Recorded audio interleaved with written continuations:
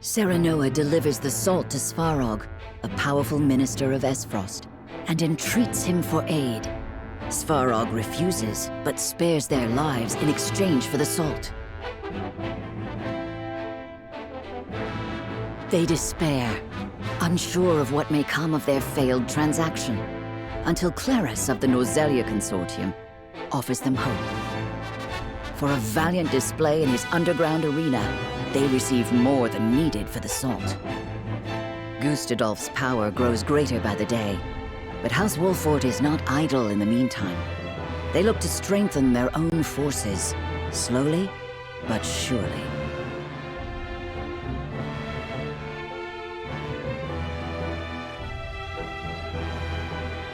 After seeing the illicit salt to Esfrost, Serenoa makes haste to Hyzante. The Holy One has invited both them and Sorsley End to the palace.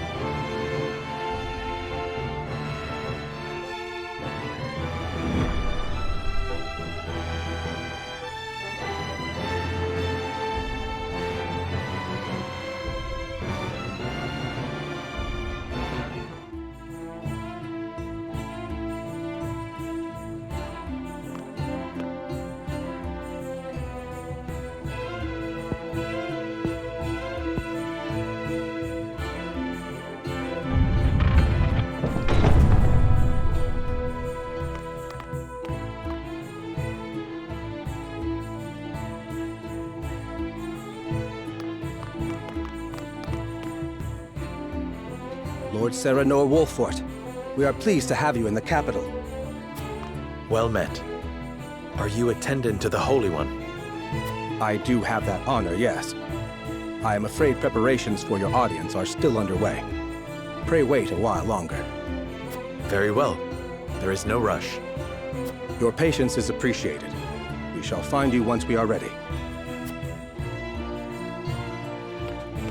We should take this chance to see the city. We still do not know why we were summoned. Rumors, fickle as they may be, may help us steel ourselves for what is ahead. Somehow, I doubt that the commoners are privy to the thoughts of the goddess. Still, it would do us well to acquaint ourselves with her subjects. For the sake of our budding relationship with Hyzante, if nothing else. I agree. Then shall we split up to cover the most ground? I have a mind to visit the source. As you wish. Once we have finished, let us return here to share what we have learned.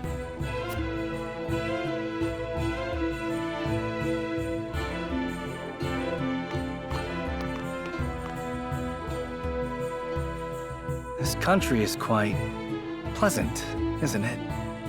Not a dour face in sight. Quite the opposite, in fact.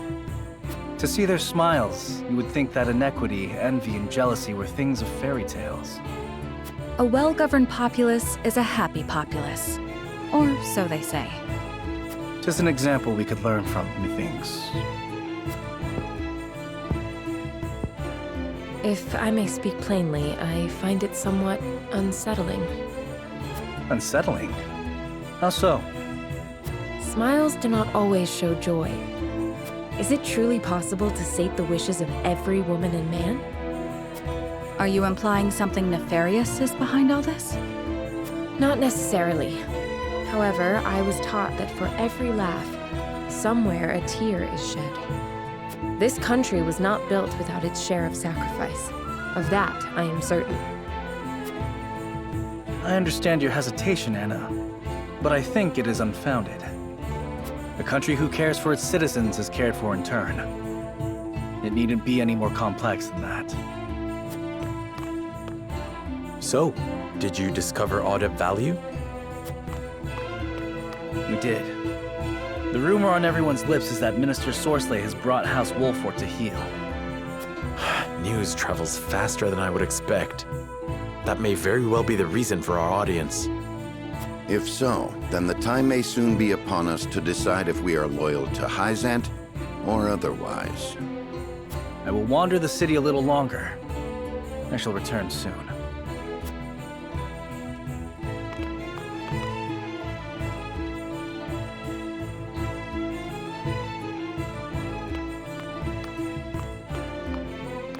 It's as we feared, milady.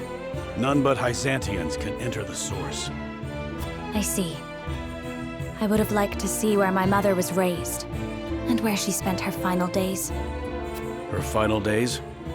She died here? Many years ago. I know little else of the circumstances of her passing. I thought she escaped this thrice-forsaken place. She did. She fled during the chaos of a Rosellan uprising in the midst of the Salt Iron War. It was then that she met my father, the former Archduke. And from their union, I was born, a daughter of Esfrost. Then how'd she... No. Was she captured? In a way, yes. Esfrost was forced to surrender her, or take responsibility for the war's outbreak. And then, well... What a damned farce. I was lonely and heartbroken, but the pendant she left me shone the way through my darkest days. Can't tell you how sorry I am. And dark days there were. Esfrost was her home, but there were those who would not let her forget her ancestry. That she was able to ignore her detractors speaks to the strength of her character. That she excelled in her studies does even more so. You flatter me, Gila. I would never presume to do such a thing. My lord, I kept your better half safe for you. Thank you, Eridor. Did you learn aught of interest? We did. It seems all members of the Saintly Seven have gathered at the palace. All of them? Could that have something to do with us? Perhaps, though it certainly bodes ill. In any case, it is clear that we are expected to honor the Hierophant's request for an audience. Demand may be a better word to use. Then perhaps we should return before the attendant comes to seek us out.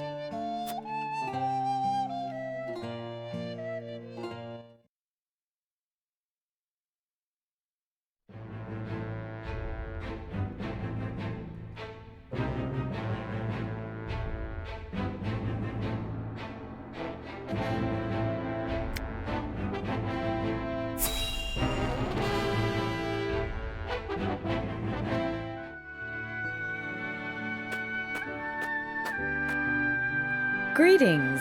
Were you training outside? Not today. Even I stay away from the proving grounds on occasion. The members of the Kingsguard must keep themselves in prime fighting shape. That includes resting when our bodies are weary. A wise policy. The handmaidens of Esfrost adhere to a similar principle. With clear eyes, we see, we serve, we anticipate. Interesting. Although our tools are different, we're alike in our aims. Indeed. We must be the pillars our charges turn to in times of need. Even so, we are only human. If I may ask in confidence, do you ever find it trying to serve Prince Roland? Is he ever unreasonable? Have you ever found your patience tested? No, never. It is an honor to serve, always. It is an odd question to ask, but I must confess I find it hard to imagine what it is like to serve in a society such as Esfrost's. As do I, although I lived through it. It all feels as if it were so long ago. You're not one for speaking plain, are you? But I suspect we may have much in common. I'm curious to hear your story, if you are willing to share it. Of course. I made a promise to myself long ago to effect change through my own deeds, not to live as a mere servant. And what came of that promise? Hailing from Hyzante, at first I endeavored to learn at the ministry, that I might use the knowledge gained there to help others. But they guard their secrets fiercely, and maintain strict control over what fields their students can pursue. As much as it pained me to leave my home, I could not suffer such stifling rules, and so set forth to Esfrost. I took quickly to learning at the archives, where independent study is encouraged. I spent days in the stacks, soaking up as much knowledge as I could, when one day...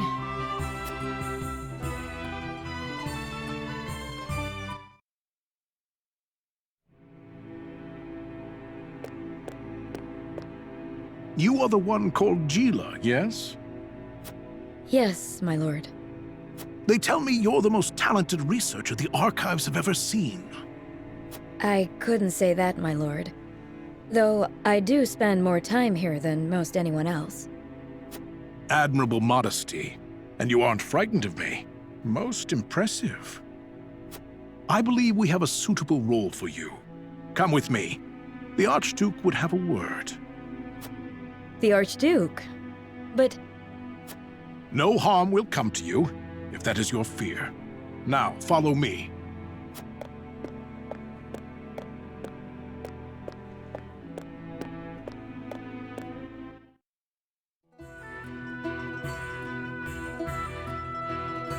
Lord Svarog had arranged an audience with the former Archduke of Esfrost, who appointed me as Frederica's personal tutor.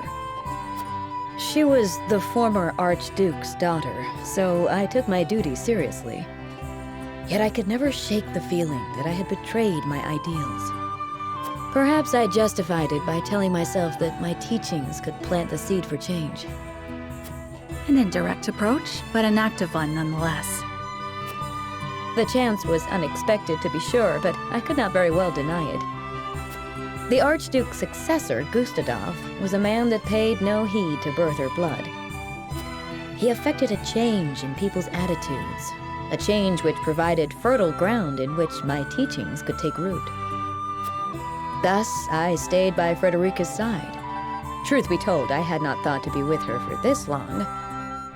And yet, here I am.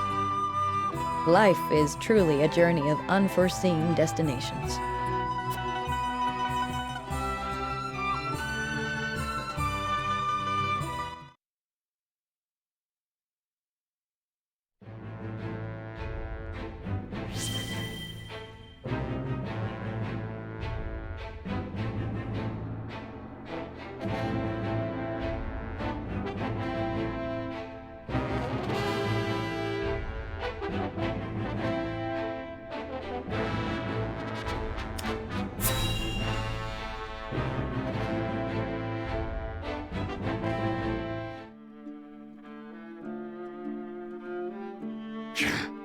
House Wolford has not a single heroic deed to their name, yet the Hierophant grants them audience. As if they are worthy to stand by my side before the Holy One. What is the meaning of this? Perhaps there is no need to take offense. Perhaps you are being honored. You did bring a formidable ally into the flock, after all. That is a curious interpretation.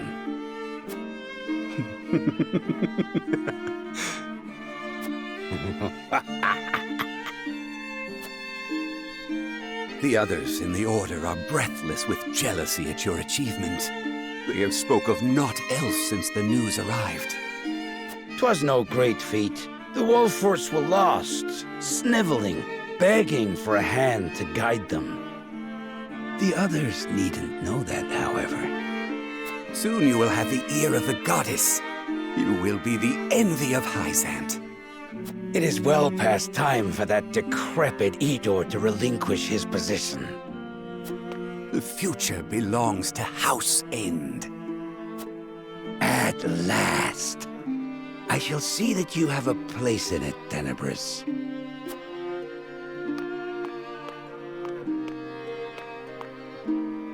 What a gullible fool.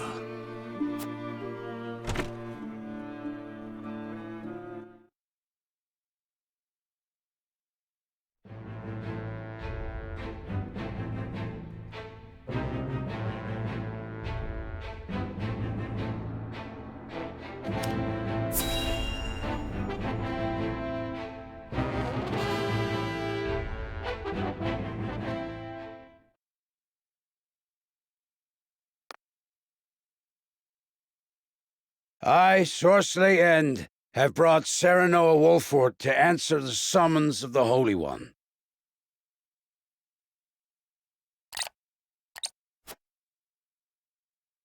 Very good. Then let us begin forthwith. In the name of the Holy One and the Goddess, I shall begin her inquiry into the misappropriation of our nation's salt. Huh? An inquiry? Serenoa Wolfort shall be questioned first. Sorsley End stands accused of forsaking the goddess's blessing, of abusing his station to indulge his own insatiable appetites. You, Serenoa Wolfort, stand accused of aiding his plot, of sullying your own hands by transporting his ill-begotten wares. I stand accused? On what grounds, Idor? Minister Sorsley, I would advise you to temper your words in the presence of the Holy One. You would dare chastise me? For generations, the goddess has entrusted House End with her salt, the lifeblood of our nation. I have treated my duty only with the utmost respect. Just hearing these outrageous charges makes my stomach churn. Really? Then I shudder to imagine your condition whilst you penned these ledgers, delivered to us by one of the soldiers from the source.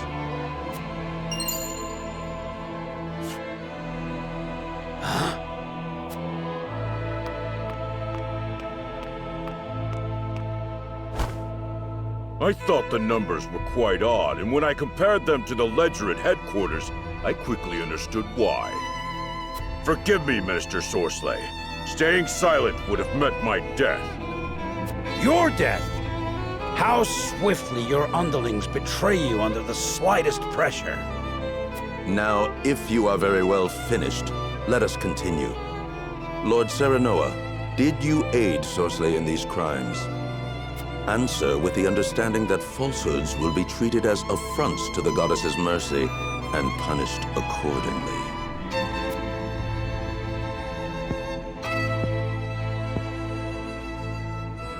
I understand. It is true. We helped Sorsley peddle his salt. Serenoa, you cur!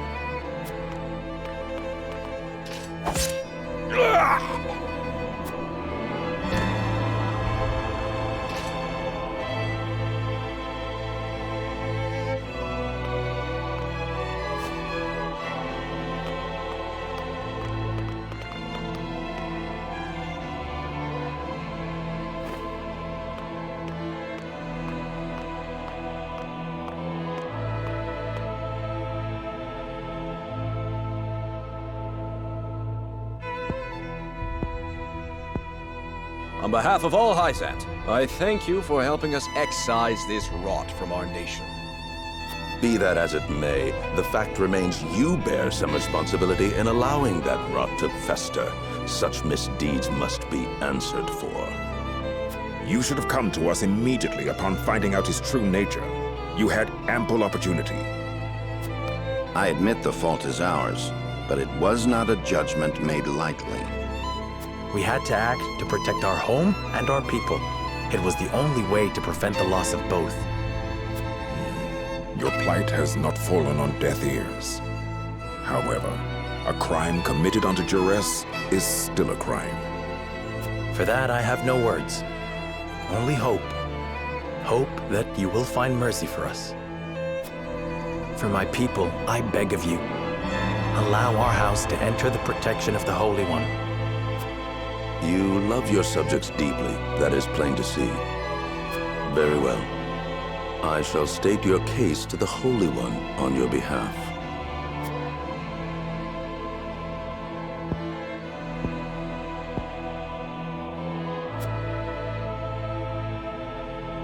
Serenoa Wolfort, heed well the words of the Holy One. Your house safeguards the very heart of Norzelia, and the Wolfort name is known near and far for its fierceness in upholding its duty. The Holy One believes it would be a great loss if your home were to fall victim to Esfrost's ambition. The Saintly Seven has just recently bid farewell to one of its members. His position would be yours if you would take it. My lord, this... However, there is the matter of the Roselle that dwell within your borders. The Holy One would see them returned to the flock where they belong. Their home is in the Source, our Holy Land. They are descendants of criminals and worse. Their lot is to offer themselves to the goddess so that the sins of their forebears may be cleansed. The Holy One would see all Roselle serve her in penitence, such is her will. You would have us betray the Roselle under our protection? Such mortal judgments are not her concern. The goddess has spoken.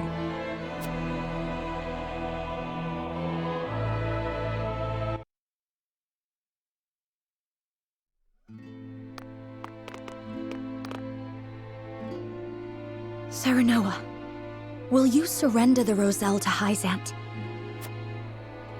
I don't know. As you are doubtless aware, Lady Frederica, the vow of Lord Simon himself binds us to protect them. Alas, our house is not what it once was. Is that a reason to cast aside its honor? My father, as well, likely had a hand in orchestrating their protection. Ah, my friends, I apologize that we once again meet under dire circumstances. You face a difficult choice, one I do not envy. Have you decided? Not yet. We will, you can be sure. They've got us by the small ones, and they know it. They made this request full aware of our history. Lest you misunderstand, allow me to illuminate your position.